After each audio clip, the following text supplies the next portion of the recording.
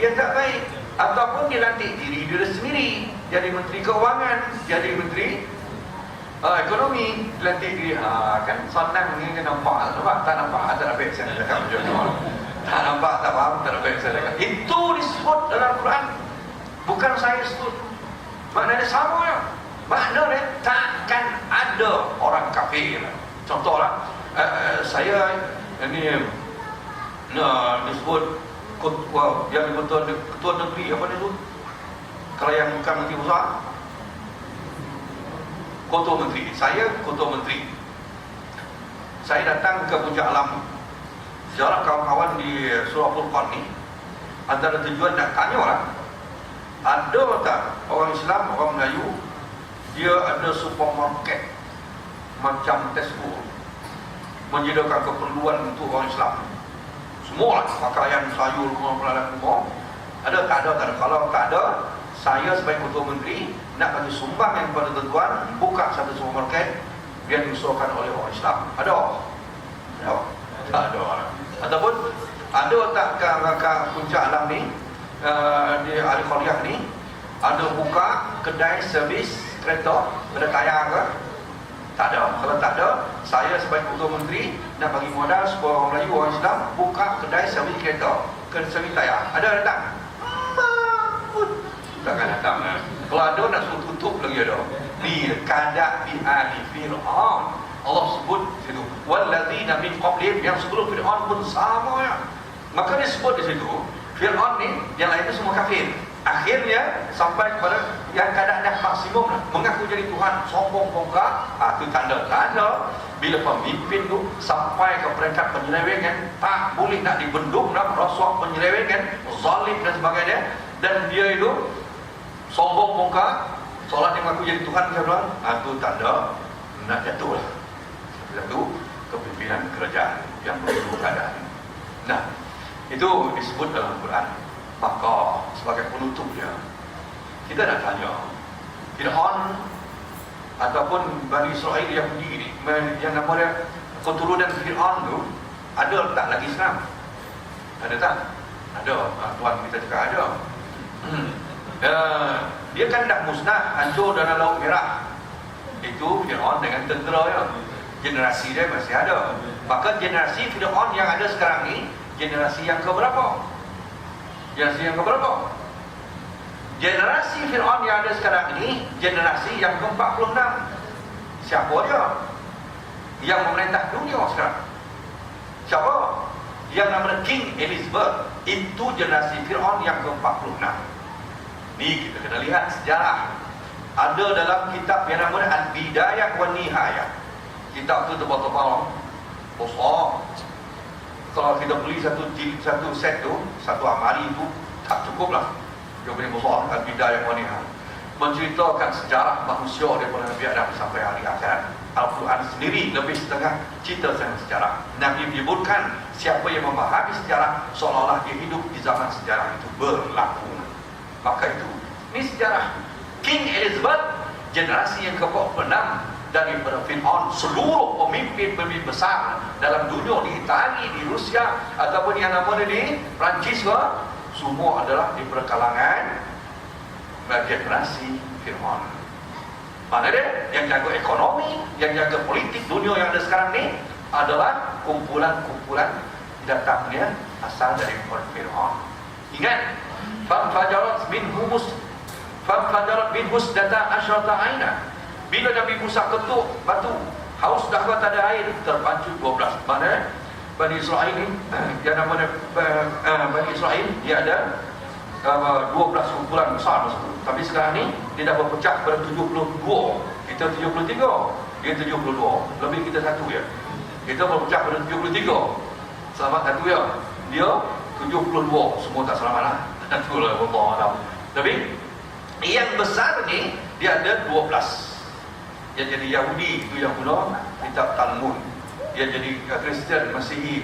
Dia jadi Nasrani itu yang guna kitab Injil. Dia berpecah. Sebenarnya orang Yahudi dan Kristian ni dia bukan sekepala. Dia sebenarnya bermusuh. Tapi sekarang dia bersatu sebab nama dakwah Islam ya. Tapi satu bahasa pernah disebut oleh Nabi, akhir zaman tiga agama besar ni, Samawi ni, Yahudi, Kristian dan juga Islam ni, dia akan bersatu untuk menghadapi yang namanya agama penyembah berhala. Bila Allah Alam. Tunggulah. Yang semua Kristian, Yahudi masuk Islam dan kita bersatu untuk kita menghadapi agama-agama penyembah berhala, termasuklah komunis, Syiah dan sebagainya. Itu sampai ke masa. Tapi sekarang dah ada bunga-bunga. Yang disebut di situ 12 kumpulan besar Yahudi ini yang menjaga kepentingan Yahudi seluruh dunia. Di Amerika, di Eropah, di Afrika, di Rusia, di Australia, di Asia. Kumpulan yang jaga kepentingan Yahudi di Asia ini, kumpulan nama dia apa? Lee. Itu yang nama Lee Kuan Yew tu. Dia punya peralatan senjata, dia punya latihan tentera, dia punya jaga ekonomi penasihat, semua daripada Yahudi. Ini dia punya kuncu dia punya tali baru dia yang digunakan menjaga kepentingan Yahudi di Asia. Termasuk sekarang ini dia dah memperlihatkan, dia nak duga sejauh mana kekuatan kita. Ini yang berlaku di Indonesia 4 bulan lepas. Tapi dia masih lihat ada kekuatan Islam ni, ada kekuatan ni. Akhirnya dia minta maaf. Tapi sejauh mana dia minta maaf tu, wallahu a'lam. Sebab dia saja tunggu, datang tengok macam mana kekuatan. Tapi kita masih ada kekuatan. Dia balik tapi dia dah berani menghina, memperlekeh. Kita orang Islam macam-macam. Undang-undang Islam pun dia berani peleceh. Dia berani menentang. Mengapa dia berani? Sebab orang Islam sendiri yang menentang, yang memperlekeh. Itu dia berani. Ingat, yang bersekongkol dengan Lee Kuan Yew semua, termasuklah DAP, dia Muwahid, dia bersekongkol, dia sama. Dia berkumpulan yang nama Lee ini untuk menguasai ekonomi dia, untuk menguasai politik dia di Asia. Kita kena jaga-jaga. Kadang biar ni Fir'aun sama dia. Tak akan ada orang kafir ini merancang untuk membangunkan umat Islam, untuk bangunkan ekonomi Islam. Tak akan ada. Kita lah umat Islam yang berfikir. Ni dalam Korea, dalam jamaah ni, buatlah komuniti. Bagaimana kita, alhamdulillah ada orang, bagaimana kita nak melaksanakan yang nama dia fardu kifayah. Asal dia sampai situ sebab kita sebut tadi dah lama pula 8.5 kan. Dah sampai situ lah. InsyaAllah kita akan sambung bagaimana kita perlu melaksanakan kewajipan tuntutan fardu kifayah. Bagaimana kita perlu menghindarkan benda-benda yang syubhat untuk diberikan kekuatan, tenaga, waktunya zahiriyah oleh Allah. Kalau kita masih terlibat dengan benda-benda syubhat ni, masih nak pergi makan lagi di Papardish, makin nak minum di White Coffee, masih nak pergi makan lagi di McDonald, ada lagi dia pakai tudungnya, pakai sorok putih makan McDonald.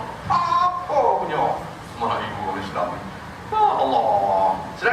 Dia sekarang ni dah kena tarik dah. Di Eropah dah tarik dah tanda pengakuan halal McDonald. Jamie Oliver, orang Barat, orang Eropah di London, duduk di Australia, mengeluarkan kenyataan dalam TV langsung apa? Daging McDonald ni, burger dia, bagi anjing, anjing pun tak nak makan. Di Saman, menang dia. Kalau tak percaya, ni kawan aku mati, gali balik, belah pun daging McDonald tak hancur dalam badan.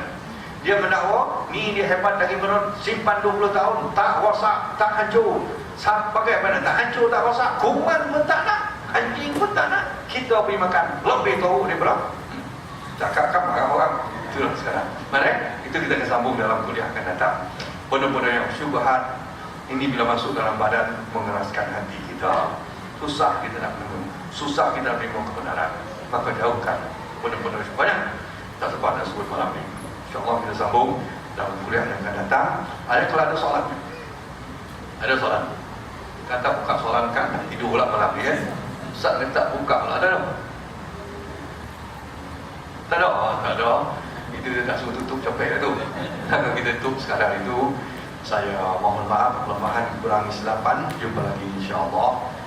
Hanya seperti biasa lah, cuti sekolah 2 minggu lagi kan. Hari Jumaat cuti, hari Ahad kita dah mula daftar camp untuk tahfiz kita, perkampungan Al-Quran kita di komplek kita di Serting Tengah tu. Siapa berhajat boleh hubungi saya dan hantar anak cucu. Boleh sebulan, boleh seminggu, boleh 2 minggu, boleh 2 hari, tak ada masalah ikut.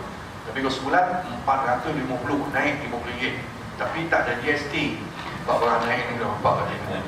Saya RM15 lah, masih murah. Kalau di Lumpur ni 2-3 hari ada 400, 500, 2-3 hari ini sebulan. Siapa berhajat. Dan masih ada tabung. Gambar dia pula, Ustaz tak buat tabung pun ada. Tabung untuk sumbangan, pusat pengajian kita, terima kasih untuk sumbangan. Allah berkati sumbangan kita. Tutup dengan zikir puan-puan.